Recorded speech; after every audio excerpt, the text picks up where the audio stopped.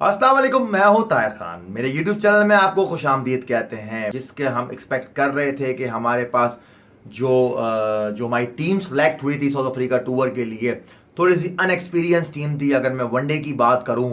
और जिस तरह से वनडे की जो मिडल ऑर्डर है वहां पर भी हमें अनएक्सपीरियंस नज़र आए। और जिस तरह से हमने नए लड़कों को खिलाया, दानिश अजीज़ हो गए, आसिफ अली क्योंकि पुराने हैं उनको खिलाया, लेकिन वो उस तरह से परफॉर्म नहीं कर पाए क्योंकि कंडीशंस थोड़ी डिफरेंट थी। दानिश अजीज़ की अगर मैं बात करूं तो कंडीशंस डिफरेंट थी क्योंकि वो पाकिस्तानी कंडीशंस में रन करके गए थे और वहाँ साउथ अफ्रीका की कंडीशंस थी, थोड़ा सा डिफरेंट होता है। इस बात का इजहार मिसबाह-उल हक जो पाकिस्तान के हेड कोच हैं उन्होंने भी अपने एक वर्चुअल कॉन्फ्रेंस में की, जो आज उन्होंने कॉन्फ्रेंस की, जिस तरह से उन्होंने बताया कि क्या क्या वजूहात हैं और जो सवालात उनसे हुए उन्होंने बड़ा ज़बरदस्त तरीके से उसका जवाब दिया, बल्कि डिफेंड नहीं किया किसी को, खुल के बात की। और उन्होंने खुद बताया कि जी के आई एम नॉट सेटिस्फाई, कि मैं सेटिस्फाई नहीं हूं अपनी मिडिल ऑर्डर की परफॉर्मेंस से, क्योंकि हम जो एक्सपेक्ट कर रहे थे वो एक्सपेक्टेशंस में वो मिडिल ऑर्डर नहीं उतरा है।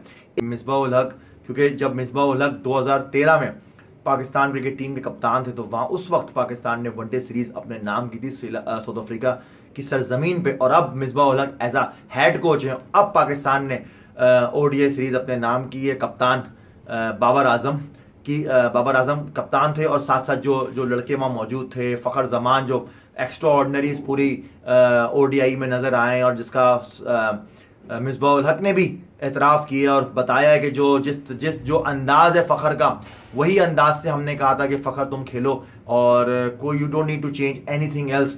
अगर टाइम दे सकते हो तो बिल्कुल टाइम दो, क्योंकि अगर आप पिच पे टाइम दोगे तो आपके रन्स भी मिलेंगे, साथ साथ आपके रन्स होंगे, फिर पाकिस्तान क्रिकेट टीम के भी रन्स होंगे, क्योंकि जो आने वाले बैट्समैन हैं वो अनएक्सपीरियंस बैट्समैन हैं, मां सिवाय इमामुल हक, फ़खर जमान और बाबर आजम के। रिजवान अच्छे फॉर्म में थे इस टूर से पहले, लेकिन रिजवान की भी फॉर्म उस तरीके से नजर नहीं आई है। बहुत जल्दी करते हुए रिजवान नजर आया, जिसका मिसबाह-उल हक ने भी एक सवाल के जवाब में उन्होंने कहा कि नहीं, रिजवान से भी हमारी बात हुई है कि रिजवान को भी थोड़ा सा अपने आप को थोड़ा सा स्लो होना पड़ेगा, थोड़ा सा टाइम देना पड़ेगा। अगर वो टाइम देगा तो वो ऑब्वियसली वो रन्स भी करेगा, जिस तरह से हमने देखा भी है।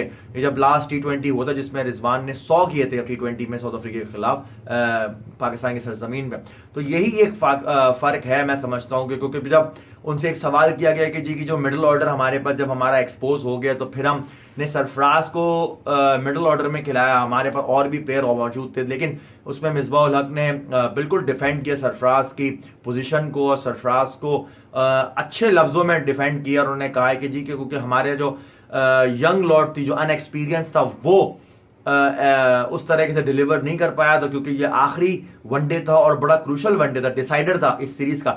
इसीलिए हम अपने एक्सपीरियंस प्लेयर के साथ गए as a wicket keeper batsman, और रिजवान को एज अ बैट्समैन हमने खिलाया। तो यहां पर सरफराज का भी हम नजर आया है, क्योंकि सरफराज उन्होंने एक चीज तो क्लियर कर दी, क्योंकि जो हम इनकी जो प्रॉब्लम आ रही थी पाकिस्तान क्रिकेट टीम के मिडिल ऑर्डर के अंदर, वो आ रही थी 15 ओवर से लेके 17 ओवर से लेके 11 ओवर से लेके 40 ओवर तक। तो वो हमारे वो स्लॉट उसमें मिडिल ऑर्डर नहीं खेल पाता था। लेकिन क्योंकि आखिरी वनडे की अगर बात करो तो जो सरफराज की बैटिंग आई है वो आई है 40.2 ओवर के अंदर। रिजवान की बैटिंग भी इसी तरह, रिजवान की थोड़ा पहले बैटिंग आई थी, क्योंकि आपके ओपनर्स ने इतना लंबा अच्छा स्टार्ट दिया, फिर फ़खर और बाबर लंबा खेलते गए, तो इसीलिए क्योंकि वो जो टाइम था सिर्फ 10 ओवर या 9 ओवर का खेलता, तो वहां जाके सरफराज ने हिट आउट ही करना था, क्योंकि आप और फिर भी वहां जो सरफराज खेला 13 बॉलों पे 13 रन बनाए, 100 रन का स्ट्राइक रेट था, क्योंकि वहां पर उस पोजीशन ही ऐसी थी कि आपने हिट आउट करना ही करना था। वो तो जिस तरह से हसन अली के बारे में भी मिसबा ने बताया, एक सवाल जब उनसे हुआ कि क्योंकि जो आखिरी जो 31 रन थे उस पर उसकी वजह से हम बड़ा जीते हैं, क्रूशल हुआ है।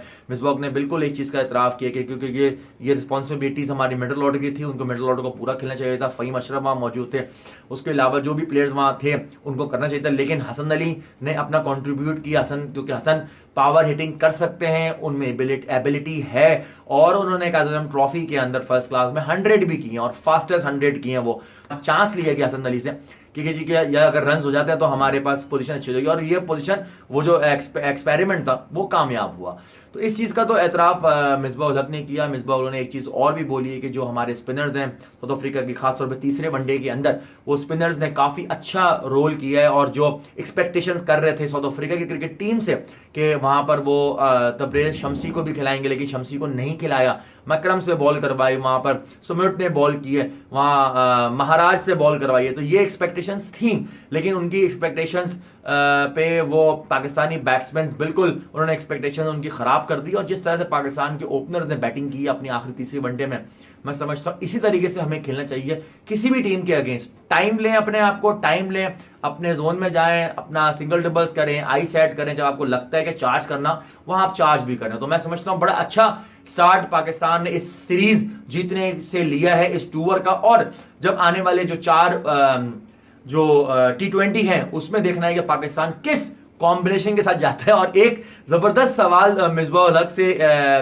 पाकिस्तान के एक जर्नलिस्ट ने किया, नाम मुझे याद नहीं आ रहा वो कौन थे, उन्होंने पूछा कि जी कि आप बताएं कि ओपनर कौन होगा, शर्जील, फखर या बाबर या रिजवान। तो मिसबाह हक ने हंसते हुए कहा कि आप थोड़ा टाइम रुक जाएं, 2-3 दिन की बात है, ये भी आपको पता लग जाएगा कौन ओपनर है। तो भाई बात ये है कि क्यों हम उगलवाना चाह रहे हैं कि दूसरी टीमें भी आपकी प्रेस कॉन्फ्रेंस सुनती हैं, आप अगर उनको अपना प्लान बता देंगे तो वो फिर बात ही खत्म हो जाएगी। तो फिर फायदा क्या हेड कोच का और जी पूरी प्लानिंग का, इस टूर की जो आप प्लानिंग करते हुए आ रहे थे। अब देखते हैं कि जो सोर्सेस कह रहे हैं, जो जराए कह रहे हैं, जो लोगों की बातें गर्दिश हो रही हैं, वो यही डिस्कस कर रहे हैं क्योंकि बाबर और फखर और शर्जील से ओपन जाएंगे, बाबर वन डाउन आएंगे, 4 नंबर पे हफीज होंगे, 5 नंबर पे रिजवान होंगे, 6 नंबर पे नवाज या फहीम अशरफ को खिलाया जाएगा। तो ये तो एक लॉट है। और फिर हैदर अली भी वहां मौजूद है, हैदर अली को किन नंबर पे स्लॉट किया जाएगा, तो ये हमारे देखना है कि क्योंकि 20 ओवर का खेल है, 20 ओवर में 1 या 2 ही बैट्समैन हमारे रन करते हैं, एक बैट्समैन रन करता है, बाकी ये कि नॉर्मल वो लेके चलते हैं। प्रेस कॉन्फ्रेंस बड़ी जबरदस्त हुई, मैंने खुद प्रेस कॉन्फ्रेंस सुनी है, मजा आया। मिसबाह हक की जो बातें की हैं, मिसबा ने एक्सेप्ट भी किया है कि जी हमारी क्या मिस्टेक्स हैं और हमें किन किन पोजीशंस पे हम लोगों को वो मिस्टेक्स अपनी पुर करनी है, क्योंकि आइंदा आने वाली उसके लिए हमें चांस देना होगा। और उन्होंने ये भी कतई बिल्कुल नहीं कहा कि दानिश अजीज का कैरियर खत्म हो गया, आसिफ अली का कैरियर खत्म हो गया, अब हमको चांस नहीं देंगे। लेकिन जिस तरह से हम चाह रहे हैं कि हम आगे भी चल के चांस देंगे, सीरीज बाय सीरीज हम चांस देंगे। कंडीशंस पे बड़ा जोर दिया मिसबाह ने, कंडीशंस देख के मिसबाह अब चांस देंगे। अब देखना है कि किस तरीके से पाकिस्तान T20 में साउथ अफ्रीका को जेर करती है और किस कॉम्बिनेशन के साथ हम उस पूरे T20 में खेलते हैं, क्योंकि कॉन्फिडेंस लेवल तो हमारा बहुत हाई हुआ है और यही कॉन्फिडेंस लेवल हमें फायदा देगा आने वाली T20 सीरीज में।